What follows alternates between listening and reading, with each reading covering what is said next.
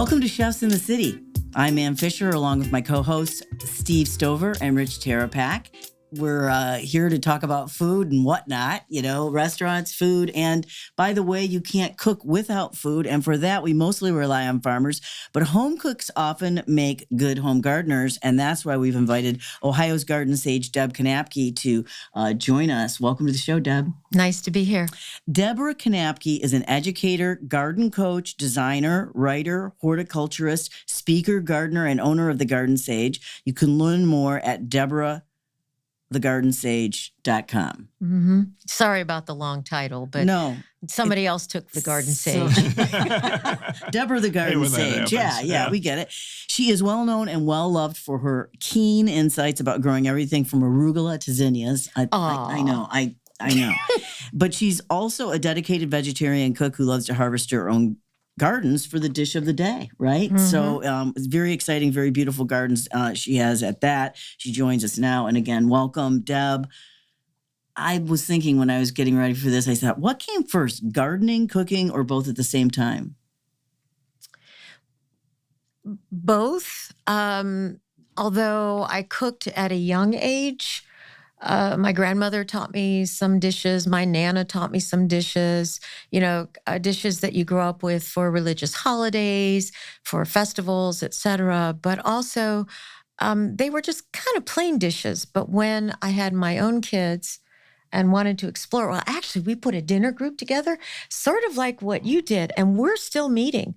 And we started in 1982. Wow. And we are still, job. yes, 1982. One of the couples has left. Another couple has come in. And we decided to try all different kinds of cuisines. And you had those big books, the food of Italy, the food of Spain. The Time Life Library. So we just found some of those. We went through each one of those, and we went around robin, whose house was the entree, and then we split up the appetizer, the side, and the dessert. Yeah. So to do that and trying, Indian food, the first time I cooked Indian food, it was like, oh, I don't have any of these herbs. And then that's when I discovered that I loved coriander or cilantro. Yeah. Same.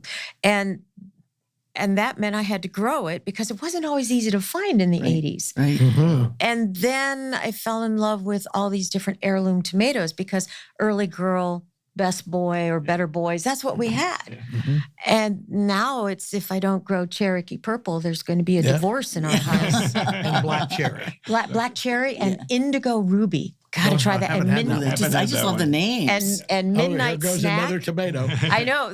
There's so many tomatoes, and so it's sort of like feeding off of each other, because once you find another cuisine, that means you have to grow or understand the food of that country, that people, and then you get into the culture, and so that to me is the crux of being a gardener, cook, a cook gardener. It's both.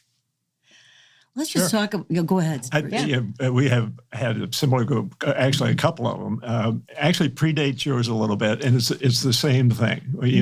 The entree person sets whatever the cuisine is, and then you go from there. And it does force you into things that you weren't comfortable with, but sometimes they turn out, and sometimes we use the Time Life books too. That's right. Well, we did a Japanese dinner as one of our early ones. Ooh. We chose it because I've always loved Japanese food.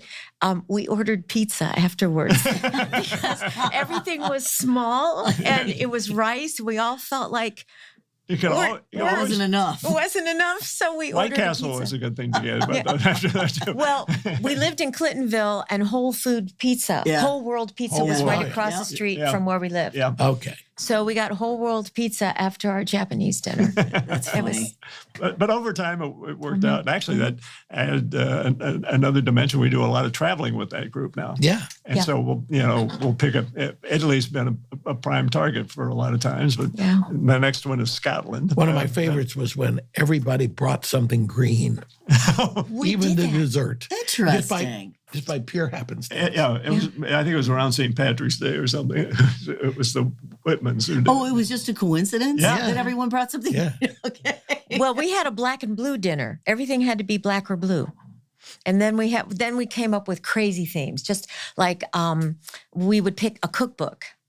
And then we would have to, that's fun. Everyone go from that cookbook or at the meal before, that's your meal, at our house, I would bring a cookbook and I'd say, okay, we're cooking out of this cookbook. And I'd bring it one copy for each one of us. Nice. So that's how we built our cookbooks too. Oh, yeah, a library out of it. That's good. Yeah, so it was just that experimentation with other people and having spectacular successes and spectacular failures. Yeah. I will never make a Black Forest Kirschwasser torte anymore. Oh, come on. It took all day. It was delicious, but oh my goodness. It's like a goodness. Salzburger knockerel. You don't want to eat it twice. Yeah. But it does make you respect more. The more you cook, right? The more you appreciate when you go out what goes into these things and how, I mean, to me, people who are foodies and aren't cooks, I don't know what, that doesn't compute with me. Well, they're in for the sensuality, for the flavor, the texture, the colors. Yeah. Maybe not so much what goes into it, but having the experience. Yeah, but it's rare. Like the only one I know is Grumpy Gourmet, who didn't cook himself. Yeah. Yeah. To me, it just makes sense because, most people can't afford to eat out, ad nauseum, so you want to eat well all the time. So. Well, Tony and I cook together all the time. Spousal unit. Oh, yeah, spousal unit. Yeah. He's a fantastic sous chef because I'll say, I need carrots. And he says, what size? And then I say this, and that's what I get. That's great. That's great. So, sous chef. He's the greatest sous chef. So, all right, let's talk about the elephant in the room. That elephant? Yeah. This beautiful loaf. So, what do we have here? I used to bake bread when the kids were little. Sorry, you can get this on YouTube if you want to see what we're talking about. Okay. Yeah. And I decided in 2019 to get back into baking. My daughter was having some issues with gluten. And I had done sourdough baking back in the early aughts. So 2019 took a class, got a starter. Her name was Olivia. I still have Olivia, but now she's still around. She's Olivia Plus because she has stuff from my kitchen. And then I made Perry, who was the experiment, because I took some of Olivia and then just fed her whole wheat. So Olivia's white and Perry's whole wheat. And so got into sourdough right before COVID, and everyone else discovered sourdough. And it was hard to get flour. So then I started looking at local sources. So what's in this bread is all-purpose Mud Run Farm. They're in Navarre, Ohio, which is by Worcester. And I buy from them at the Worthington Farmers Market. Okay.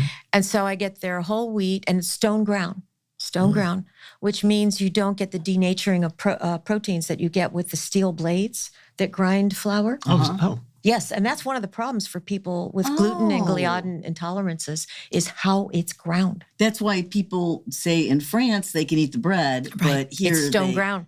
So Mud Run is stone ground, and so it's their all-purpose and their spelt, and some of their whole wheat, and then a white whole wheat bread flour from Meadowlark Farms in Wisconsin, and they're stone ground. I met them at a conference.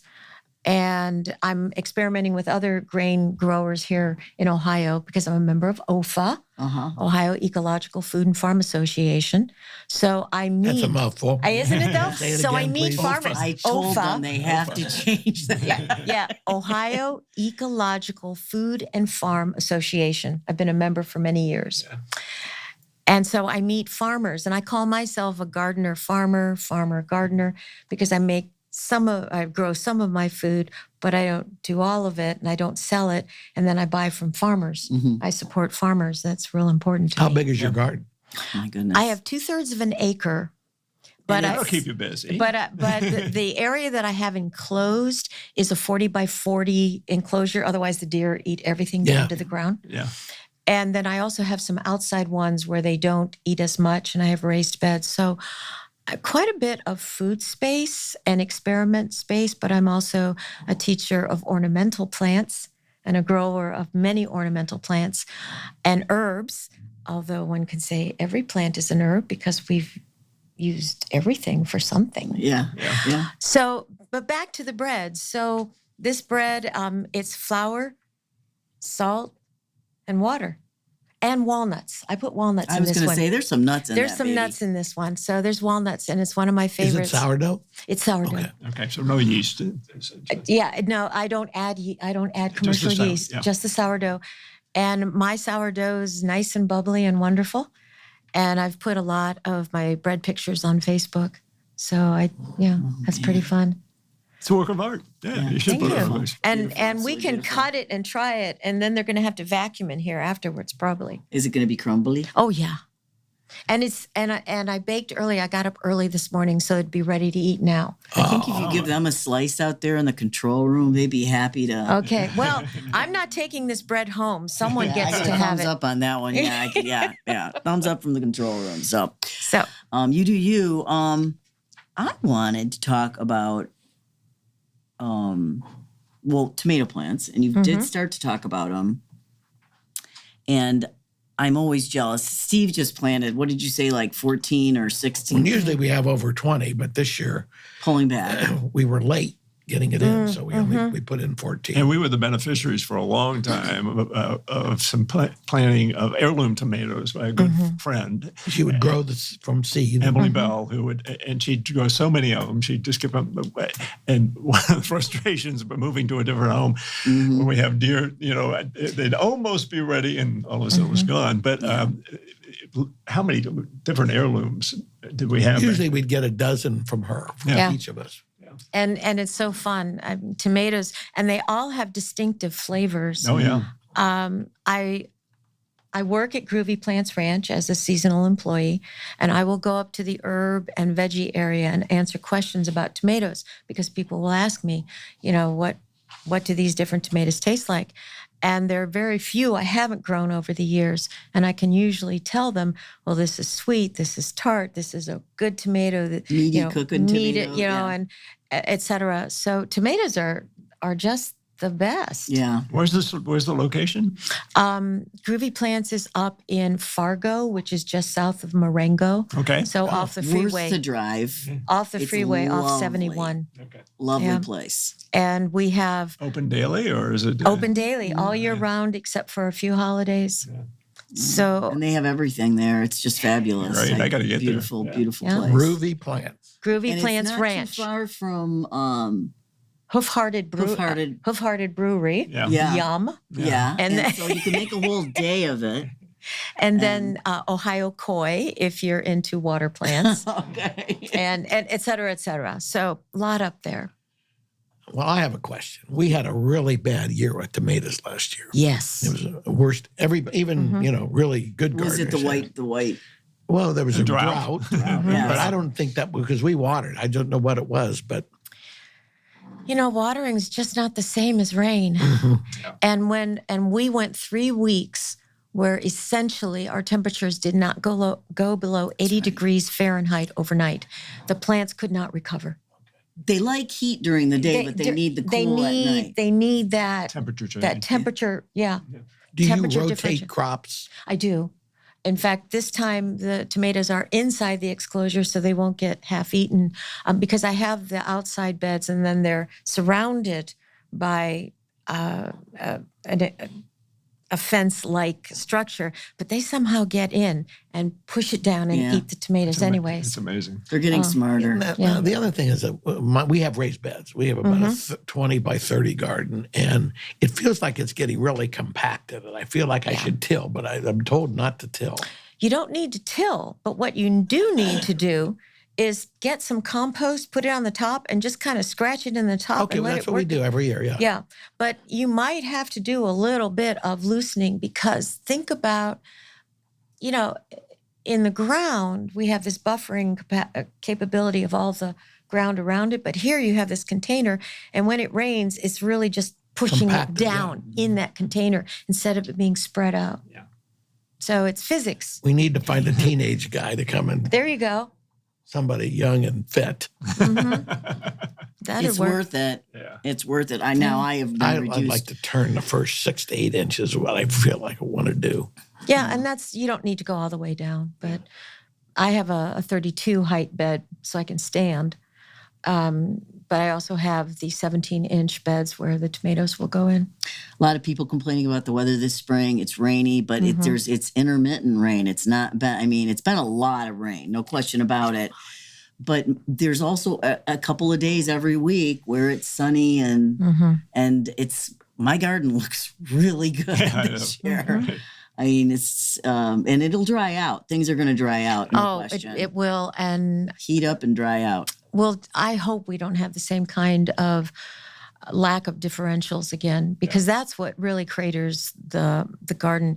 I lost 3 25-year-old conifers, dwarf conifers in my garden because of the drought. They couldn't take it. But it was accumulation of years of not cold enough in the winter and too hot in the summer. I can't remember whether when you were a frequent guest when I was on WSU on All Sides, and we would do membership drive events. And did we ever do an herb garden? We did. We did a couple herb gardens. I wanted to talk about what makes a good, what are the basics for, I've got planters. I do some in the ground in my little courtyard garden, but I do planters too. What makes a good, what are the basics? Do we already know this? Do I really need to ask this question? Basil is if you can get it to grow. I've got 2 nice plants. They're doing okay. So I have a new basil called Piedmont basil. I got some seed. It will be out officially next year. Okay. If you want some, let me know. I have extra. Absolutely. Me too. Just let me know where we can meet or drop off or whatever. I should have brought some with me. You've seeded it, and I've seeded it in there.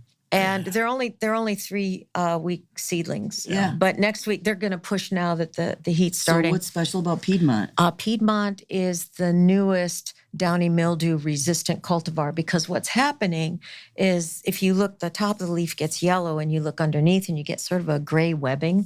That's downy mildew. So and it wiped out entire seasons of basil. Yeah. Well, you won't yet. You won't yet. It comes when we start getting that heat. No, I mean in past years we've never had. You never. Okay, good. Then for whatever reason, you've got good ventilation for one thing. Good ventilation. Yes, good ventilation. Keep them well fertilized, but not over fertilized. Compost is great. Extra fertilizer, not. And we haven't really. We're behind. We didn't do compost over there. Compost do it now. Do it gentle. Is it okay to do it now? Sure. Yeah. Anytime you can throw it. Just, here's the plant and you just make a ring around it, kind of scratch it in. We did that when we planted, but we didn't do the whole garden. Yeah. So basil. And of course you have to have parsley with it. You have to have thyme. You have to have oregano. Thyme, rosemary. You have to have rosemary. There's a song. There is parsley, sage, rosemary, and sage. We don't have. I have all of that and more. And they all chives, and they all taste different. You have 4 different sages, and they all taste different. 4 different times. Same with basils. Same with basils, they taste different. Italian flat leaf parsley versus other. And I tried this year lettuce leaf.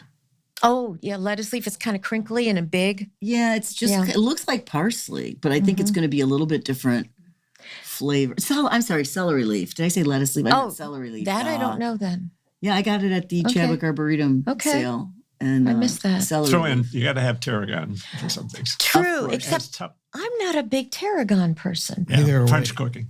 With chicken. Chicken. I don't eat chicken. Oh, that's right.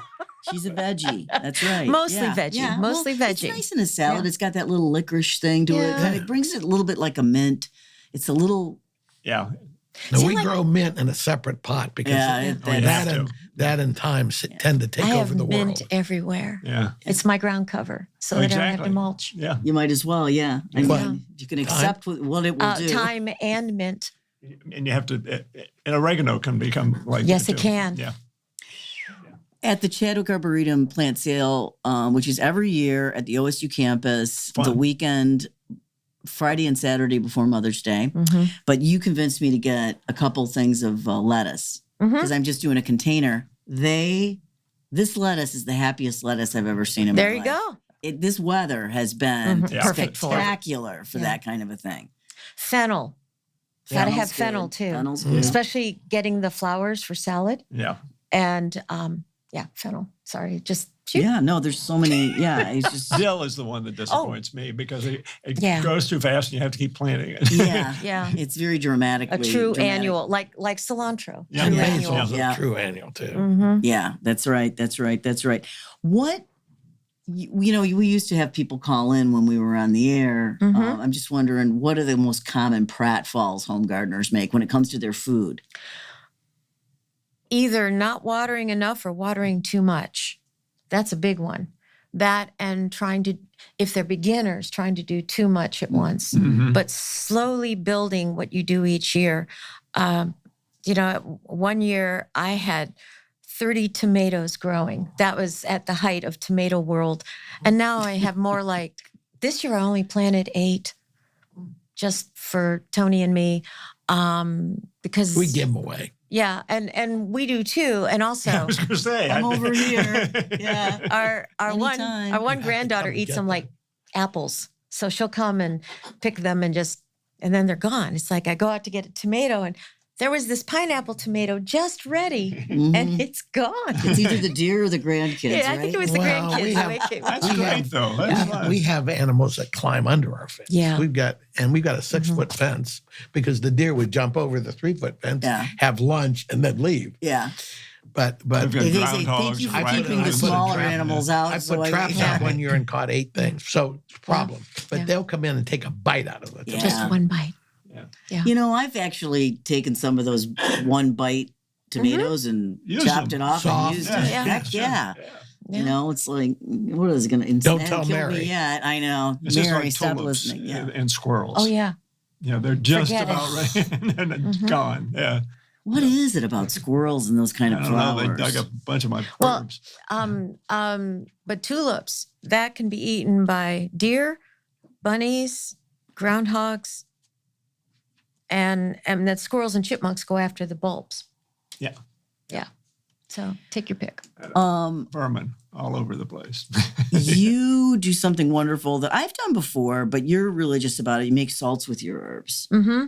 And I'm almost down, by the way.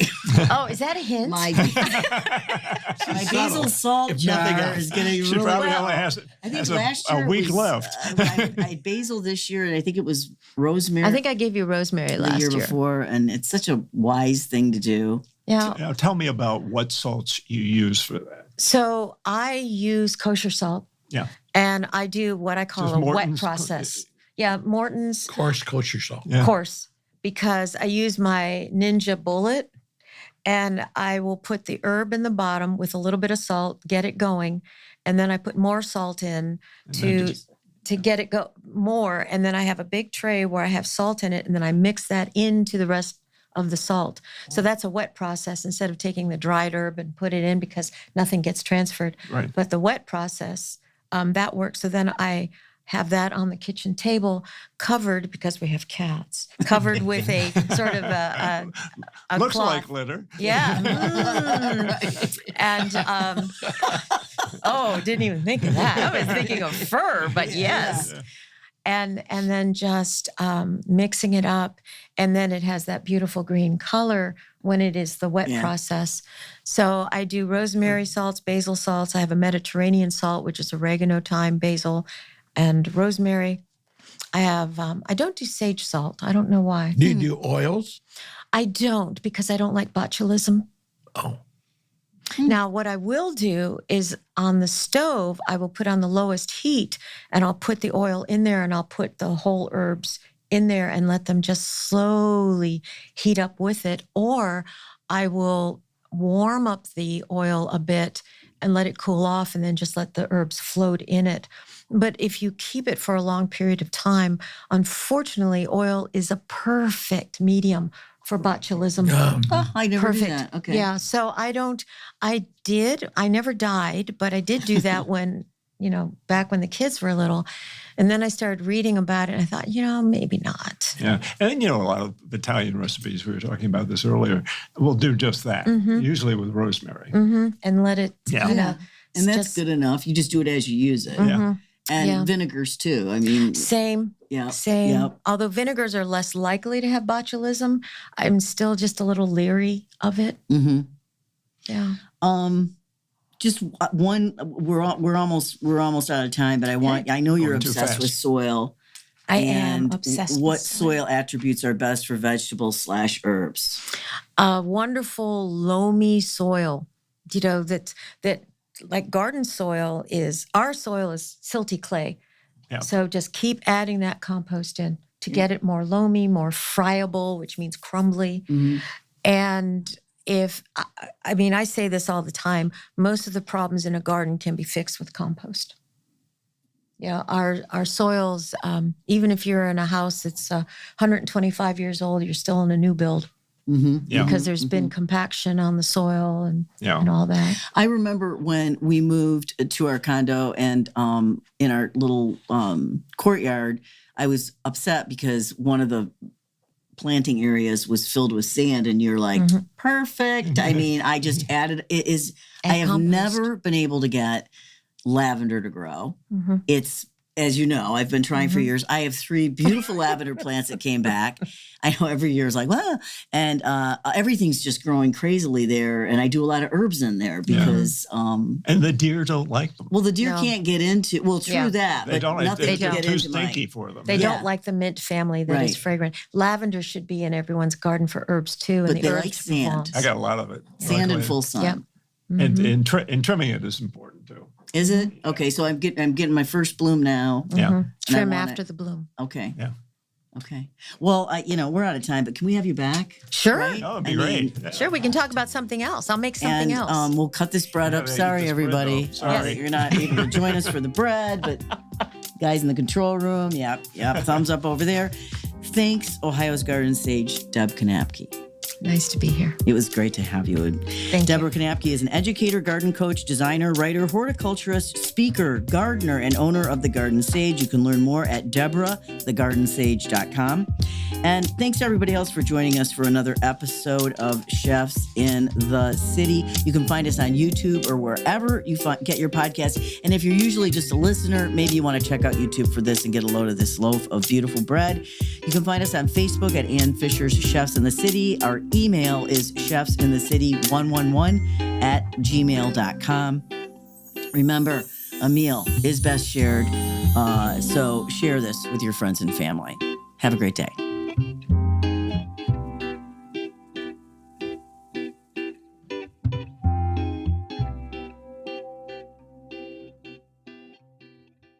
Boxland Media. Think big.